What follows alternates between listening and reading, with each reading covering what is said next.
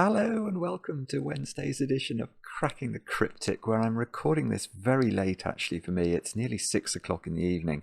I never normally record this late, but I have a special reason for doing that today. I've spent the last couple of hours in the enchanting company of Kurt Hugo Schneider. He and I did battle with one of Black Doom's puzzles, a 5-star rated puzzle. And my goodness me, what an absolute pleasure that was. Kurt, I know, I've always known Kurt is an incredibly clever guy, but I mean, he's just shown that again. The video, I hope, will go live on the channel in the next few days, and you'll see what I mean. But yeah, it was just a real pleasure to meet somebody that I've had, I've had correspondence with for the last few years, ever since I found out somehow he was watching the channel. Yeah, he's a charming guy and a very, very clever guy as well. So anyway, that's what I've been doing, and that has delayed me recording a video today. So I'm about to do that now. I hope. I'm going to try a puzzle called Slow Burn by James Sinclair, and this one, we've had loads of recommendations to try this. It's a very pretty looking puzzle, isn't it? It's just 2 stars out of 5 for difficulty, so hopefully I won't come a cropper on it. Something like a 97% approval rating. Let me show you the comments. I just snipped them. All my screen's moved about. Look. Absolutely amazing how this beauty unfolds. Sudoku, fantastic construction. Mixo says it's brilliant. Snooker fan, another excellent solver, says an original break-in, must solve. Pink Nichols did this one on release day. Yes, for those of you who don't know, James has this artisanal Sudoku, which is a weekly newsletter that has Sudokus in it that James has made, and they're very, very, very high quality. So I definitely recommend that to you. I will try and remember to put a link to artisanal Sudoku under this video so you can check it out. Do have a look at it. It's well worth following. But yeah, I'll read you the rules to this in a moment or two's time. What else can I tell you? I've told you about my video with Kurt. I've got some birthdays to do. Also, what we should do is look at where the Sudoku hunt's going. This is our monthly competition for March. Blobz' Nurikabi themed Sudoku hunt. You can see 10 puzzles in all. As of yesterday, nearly 300 solvers had finished all 10 of the main puzzles, and some 1,400 of our patrons had attempted even one puzzle. Let's see how this has moved in the meantime. Gosh, it's really gone up again. 411 now. So nearly a third of the people who do the first puzzle have managed to finish all 10 puzzles. It's phenomenal stuff. Well done to all of you, and well done to Blobz again. After the Lord of the Rings hunt and the Hobbit hunt, Blobz strikes again with something that so many people are getting so many hours of pleasure out of. It's over on Patreon now. Do check it out. You'll enjoy it. Now, what else can I tell you about? There's quite a lot of things going on around the channel at the moment. I'm all over the place in terms of trying to keep all these balls in the air. But anyway, let's do some birthdays. I will start off in Ohio with Diane. Diane, it's your 30th birthday today. And I know you've been watching with your son for a while, and apparently you've been using our Sudoku books to help with your son's numbers. That is, I cannot tell you, that sort of thing just makes me think, oh, at least I've done something good in life. If people can take that and improve their children's education with that sort of thing. So I'm delighted to hear that, Diana. And I do approve of you having ice cream cake. I think ice cream cake it's a good substitute for chocolate cake if you can't find that. And Diane, I hope you have a brilliant birthday today. Another birthday today is for Scott. Scott, your girlfriend Sheridan wrote to us and said you might appreciate a shout out. Apparently you love watching and solving the puzzle. I think you both watch. I might be wrong about that, but I think you both watch. And Scott, I hope you have a great birthday today with chocolate cake, of course, heavily iced. I did have my pancakes yesterday, by the way. I had 4 with lemon and sugar, and they were very delicious. Anyway, that's that's neither here nor there. Adrielle, your daughter Laura wrote to us and told us it was your birthday today, and I think you're a shouter. You're somebody who watches on your laptop, and when I'm not on tip-top form, or I miss digits, or don't see things as quickly as I should, you are keen to tell me. I think there are a lot of people like you, Adrielle. Anyway, I forgive you, and I hope you have a great birthday. And then finally, this one isn't a birthday, but it's a really cool shout out for Martin, who I think is in Argentina. Martin's wife Michaela wrote to us to say that the two of them met originally at university, and they were asked to write some code to do with dates, and they modified the code they wrote so that it would count days that were important to them, so sort of the days since they've met, the days since they started dating, the days since they got married, the days since they had children. And yesterday, Martin had been alive for 13,866 days, and exactly half of those days had been spent dating Michaela, 6,933. And to celebrate, she was taking him out to dinner. I think that is superb. Half a lifetime anniversary. So congratulations, Martin. I hope you had some cake for dinner last night. And Michaela, thank you for your very entertaining email. I did enjoy reading it. And that's all the news. Let's turn our attention to Slow Burn and see what James Sinclair has in store for us. The rules are as follows. We have got normal Sudoku rule. Oh, it says all clues are right. So normal Sudoku rules apply, which means we've got to put the digits 1 to 9 once each in every row, every column, and every 3x3 box. All clues are standard, so cages. The sum of the digits inside each cage is equal to the small number in the top left corner of the cage, and digits cannot repeat within a cage. So those squares sum to 15, but what we can't do, for example, is something like this. Because although we might think we could write 7 in there and get to the correct total, and these 1s and 3s don't seem to disobey the rules of Sudoku, they do disobey the rules of killer cages, because you can't repeat a digit in a cage. It's too naughty for words, don't do it. Arrows. The sum of the digits along an arrow is equal to the digit in the connected circle, and these digits can repeat if allowed by other rules. So, where can we see?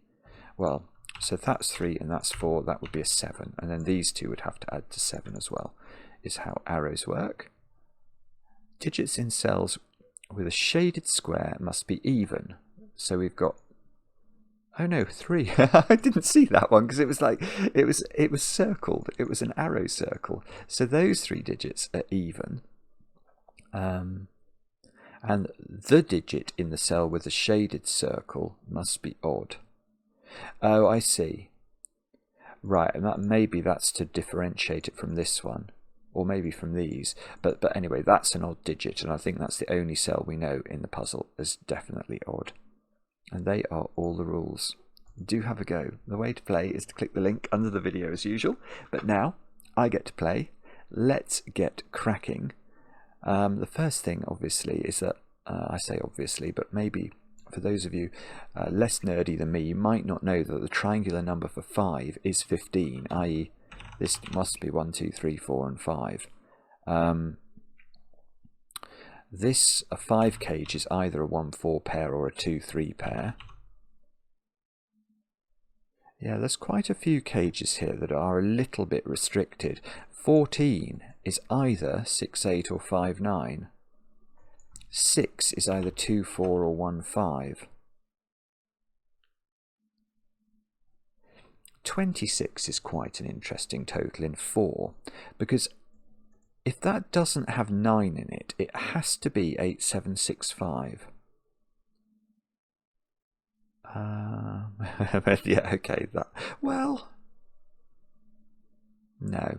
I suddenly was wondering about 9 in the bottom row, because it can't go in a cage. It can't go in a 9 cage because you can't accompany the 9 with a 0, and it can't go on a 2-cell arrow because the circled digit would be more than 9, and so not a Sudoku digit. So maybe we're meant to think about these squares. Do these have to be different? If these would, yeah, that would be a 5, wouldn't it? So, sorry, yes. So what I'm saying is, imagine this flavour of 5 cage was different from this flavour of. Oh no, hang on.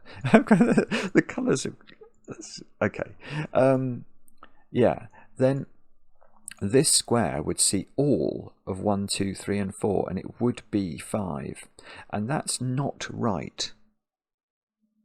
Oh, that's beautiful. Actually, that is beautiful. Hang on. I'm now actually. Let me just delete that for a sec. There's something more going on there, isn't there?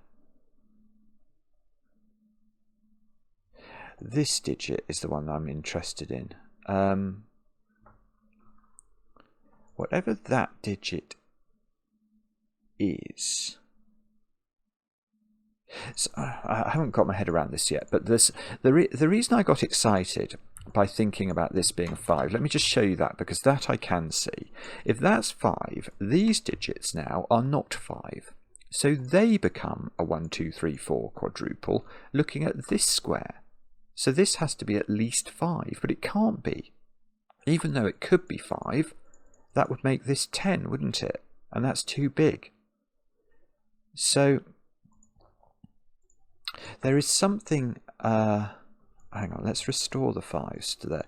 There is something going on between this, whatever you make that square. If you make it a 1, then these squares would be 2, 3, 4, 5, and this would be, well, either it would be a repeated 1 and this would be a 2, or this would be a 6, 7, 8, or 9, and this would, oh, this would have to be even, wouldn't it? Oh, hang on, let's just think about that. 2, 4, 6, 8 into that square.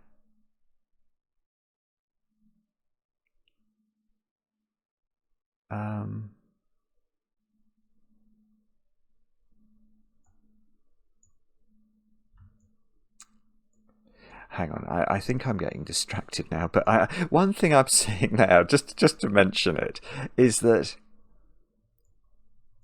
well, yes, okay, there is a 5 in one of those 4 squares, I'm going to tell you, which is a slightly strange deduction as well, but that's the way my brain rolls.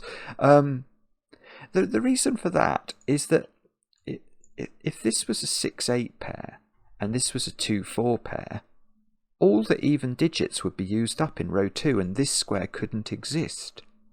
So either this is a 5-9 pair or this is a 1-5 pair. Either way, 5 must appear in these squares because otherwise all the even digits would be used in those 4 squares. I'm not sure what to do with that, but let's go back to this, because what we've proved is that these are not different. These are the same. So let's how should we do this? Should we, so that those 2 digits are the same and these 2 digits are the same, but because this is the same flavour of 5 cage as this one. If this is 2-3, then this is 2-3. If this is 1-4, this is 1-4. Otherwise this would be 5 and this would be at least 5. So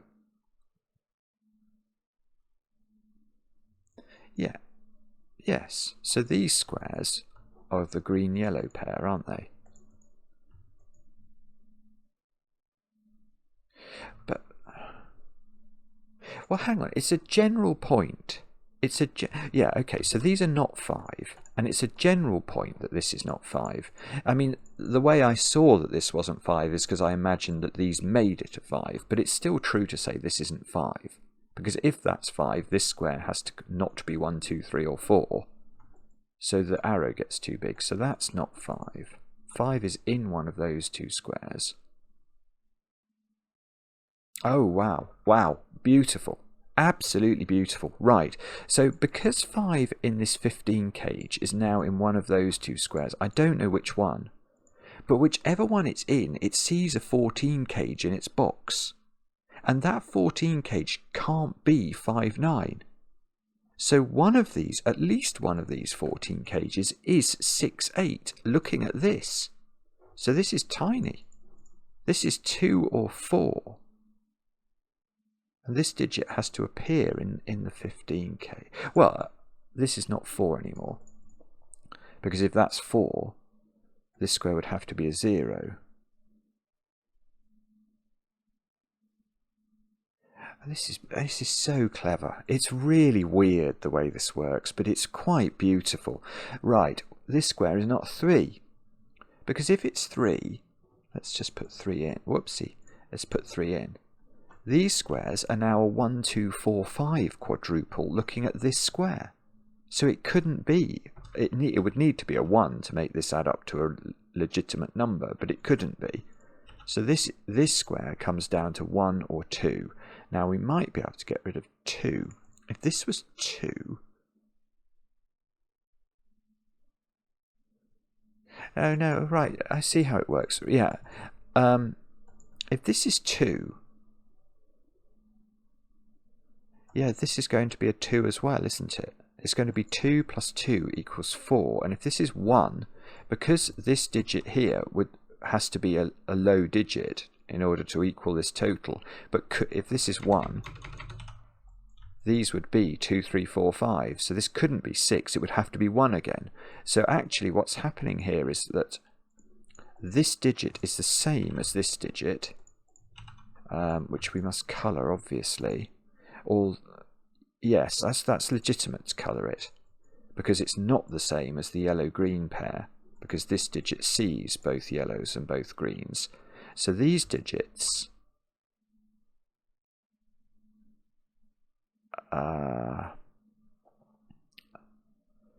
yeah, so these digits now are not 1s or 2s. And the reason I'm seeing that is that green and yellow are either 1, 4 or 2, 3. And whatever they are, this is the other low digit. So if this was 2, 3, this would be a 1. If this is 1, 4, this would be a 2.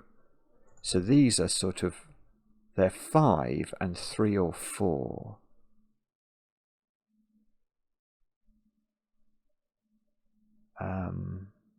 That might be important, he says, trying to work out why. Oh, hang on, much easier.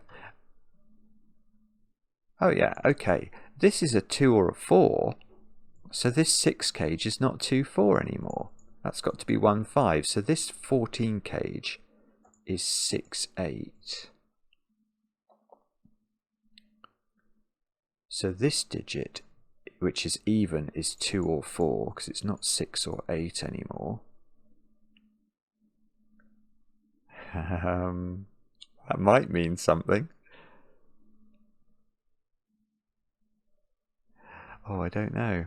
Okay, so this square is odd, and it's not 1 or 5, so that's 3, 7 or 9. And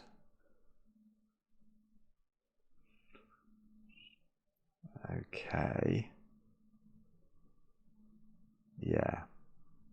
I've got it. Okay. James, this is beautiful, by the way. It's absolutely beautiful. Where does red go in box 2 is the question I want to ask. And I don't know the answer, but it almost doesn't matter that I don't know it. Where is red in box 2? It's not in those squares, so it's in one of those 2 squares, which means that red, by Sudoku, in row 2, is an odd number. It must be odd. So it's got to be 1. So this silly arrow is a double 1 arrow. Hang on. So now, oh right. So now because 1 has appeared in this cage, the yellow-green pair, which add up to 5, are 2 and 3. So that's got to be useful, doesn't it? Right. So this is a 4, 5 pair now.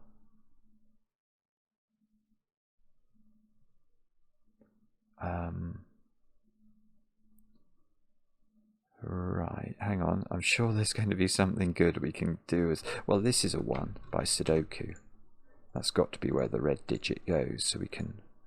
So 1 is in one of those 3 squares. 1 in this box might be interesting. Yes, look at that. one in this box is putting 1 into one of these 3 places, but this one's even, so it's definitely not 1.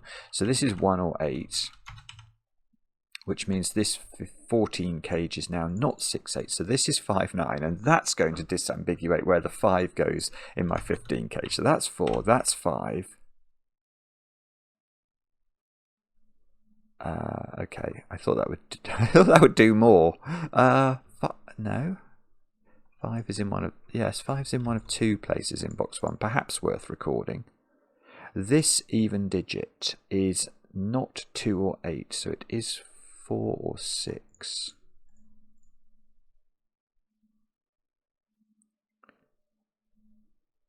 And oh, I don't know. Hang on, I'm sure we can do something good here. Let me just think about this for a second or two. Oh, I've not got anything. Hang on. That 9 cage can't be 1, 8. So it's 2, 7, 3, 6, 4, 5. Oh, hang on. I don't know where to... Oh, no, I've got it. There we go. Look at this. That's a 1, 2, 3 triple. So, but it's a 2-cell arrow there. Those of you who watched the Black Doom video that I've just made with Kurt will be familiar with the importance of 4, 5 arrows. So this is a 9. It can't be more than 9, can it? So that's 9, that's 5, that's lovely, that's bouncing back over here, that's 5, that's 4. Look, look, look, look, look. This is 2. So that's 3, and that filters its way through there, makes this a 2.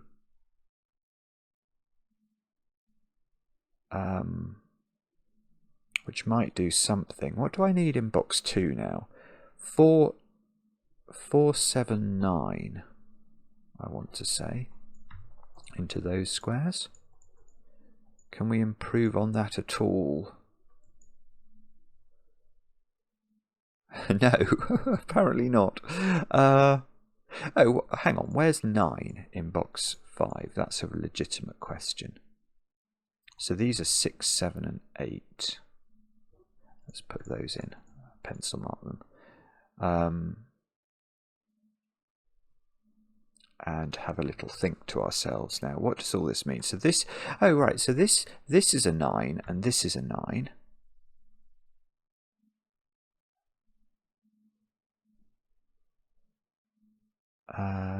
This can't be 1, can it? Because that would be 8, and this would be a 1, 8 pair, and that would break this square. So 1 is in one of those 2 positions. If this was 1, 8, is that a problem? I don't know. 5 is also in one of those 3 cells, for what that's worth. 2, 3. I mean, this digit probably has to be biggish, doesn't it? It can't be 1, 2, 3. So it's either 4 or it's 6, 7, 8. But we might be able to do better than that. So that's 5 or it's 1, 2, 3. And it's not 2 or 3 because I've got 2 and 3 in the column already. So this isn't 6 or 7. Oh, well hang on, we said this couldn't be 1, 8. Hang on, there must be a way of seeing that more smoothly then. So what did I need to see? Oh yes, okay. All I needed to see is that, yeah, 1, 8 is ruled. Yes, it's much smoother than I was making it. It's really pretty. So I saw that this couldn't be 1, 8. What I should have then done is to see, okay, and this cage cannot contain the digit 2 or the digit 3. So it has to be 4, 5, and that's placed 4, 5, 4 here by Sudoku, and what does that do? I am not sure. Probably something. We just have to figure it out. What about... Oh no, that doesn't work. Yeah, I see. So where's 4 in this box? And the answer is I don't know. But that allows me to note that 4 in row 2 has to be here. So this is a 4 by Sudoku. So there is now a 4 in one of those squares, which could be interesting.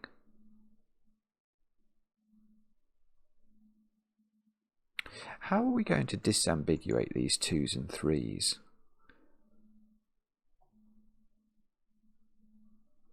Is that going to be done by these 9 or this 9 arrow? I'm not sure. Okay, this digit is relatively large. Oh, hang on, I've just seen something. 5s are in those 2 positions. So look, there's a little arrangement of 5s between those squares there. And if you get this sort of thing happening in your puzzles, you should instantly try and say, okay, where's 5 in the sort of adjacent column then? So 5 can't be in those squares, so 5 actually is in one of those 2 cells. Now that's quite interesting, because now we know this has to contain a 9. Remember right at the start I said the only way that the 26 gauge didn't have a 9 in it is if it was 8, 7, 6 and 5. Well, it's not. So there is a 9 in there, which is the most useless deduction in Christendom. But anyway, it's true. Right, okay, so how do we do this then? 4 is in one of those 3 squares. I do have a feeling it's going to be Sudoku. What about column 2? Maybe that's where we should look. 3, 6, 7. Where's 3 in column 2? That's a very fair question. It's got to be here. So this is definitely a 6, 7 pair. Where's 3? 3's got to be, oh, this is, so that's how, right, this is how the green and yellow digits get resolved. Because once we get that 3 in this column is here, by Sudoku it has to be here, and that's going to make green the 2 digit. So that's 2, that's 3, that's 3. Green is the 2 digit, so yellow is the 3 digit. Let's make all of the 3's yellow. Let's make, oh, hang on, that doesn't seem to double click there. I don't know what's going on there, but anyway, green is going to be the 2 digit, which, oh, where's, no, that's a silly, I was about to say, where's 9 in this box? And I was about to pencil mark it into those squares, which is nonsense. I've already got a 9 up here.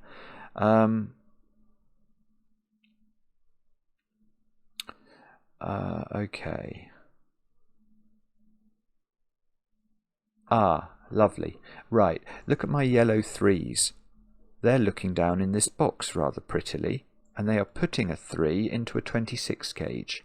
Well, the other 3 digits then have to add up to 23, so they're going to have to be 6, 8, 9. It's one of those sort of forced totals.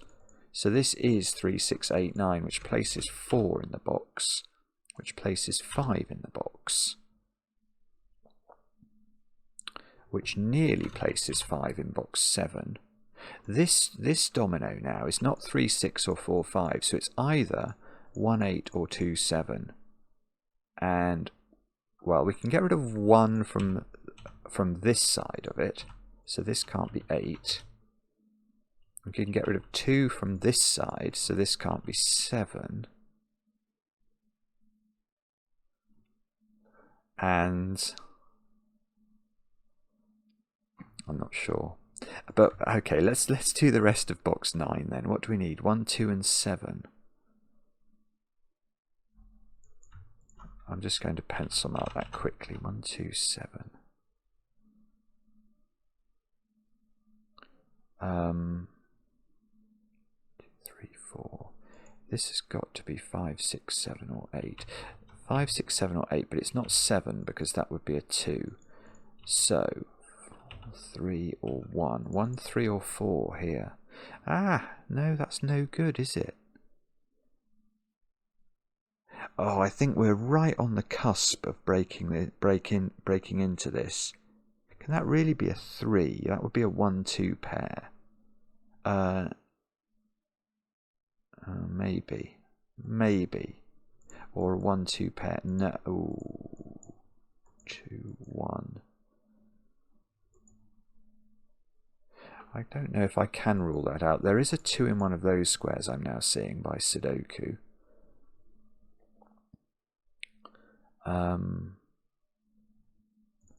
4. Oh, look, I have got a lot of 4s in the grid. That's not a 4. I think I've got... That's not a 4. Okay, so I've got an X-wing of 4s left. Let's double-click 2s. I don't seem to know very much about 2s at the bottom of the grid, actually.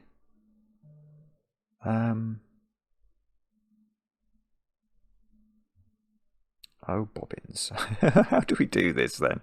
If... I don't know. I'm not sure. Ah, that is a 1, 2, 7 triple in row 7. So this square cannot be 2. That's got to be an 8. And that's going to be helpful. Actually, that's really helpful. Because now that's 8, that's 6, that's 7, and the middle box is suddenly finished. That's a 1 by maths. So this is a 1. So this is 2, 7. And, well, this now can't be 6, because that would make this a 5. It can't be 8 either, because that would make this a 7. Oh, it can't be, it can't be 9, because that would make this an 8. So that is 3, I think. Slightly hesitant about that, but it does seem logical. It just seems surprising. Oh, this is massive. This is actually doing this is doing loads of things. 6, 9 here, 2, 7 here. Oh, this has to be 2. 2, 1. So this is no longer 1, 8, 8, 8 anymore. This is a 7. This is a 1. This is a 5. So this is 6. This is 3. This is 5, this is 4 using our pencil marking. This is 8, this is 7, this is 6, this is 9. Good grit. This is going. This is actually going. Those 2 squares we can delete the pencil marks from. I haven't put 7 into this column. I haven't put... Oh, what's that? Oh, no, it's not 3. What is it? 9 into this column. And then 6 and 8. Which... Oh, well, that's 9. That's 7. So that's 7. This is a 6, 8 pair. I don't want to speak too soon, but it does feel like we've cracked it, doesn't it? I think. 9, 7, 5, 8 pair into these squares. I mean, I don't know the order, but I'm quite pleased because that does seem to accord with what we'd expect.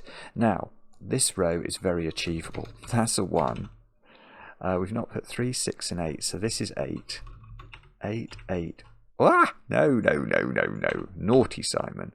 Oh, no, that's a 3, 6 pair. It's not resolved by this box.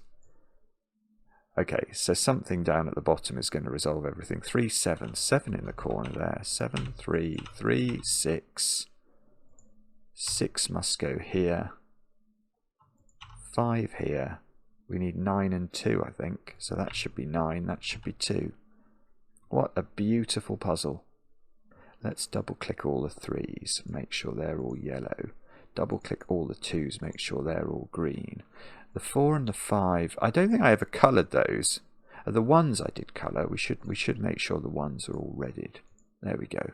It's slightly it's because it's because James has shaded some of the colours, so that it's slightly, when I shade over them, they sort of lose their purity.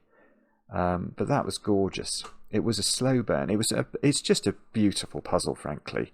The bit that's, I think, really cool about this is that cage and the way it interacts with this cell. It's very strange. And oh, hang on, no. You're not installing a new driver in the middle of my video. Yeah, I loved the way that digit sort of, you know, the pressure it puts on this square by forcing these squares to be the other digits from 1, 2, 3, 4 and 5. It's a really simple but very, very lovely idea. And then the choice, the selection of these 14 cages and these well, it was more this one actually, wasn't it? Ah, it's beautiful. It's beautiful. It's just a... Oh, is it right? Yes, thank goodness. Whoa, that is a lot of people have solved this puzzle already. And I am now one of them. I love that very much. James, take a bow again. Let me know in the comments how you got on. I enjoy the comments, especially when they're kind. And we'll be back later with another edition of Cracking the Cryptic.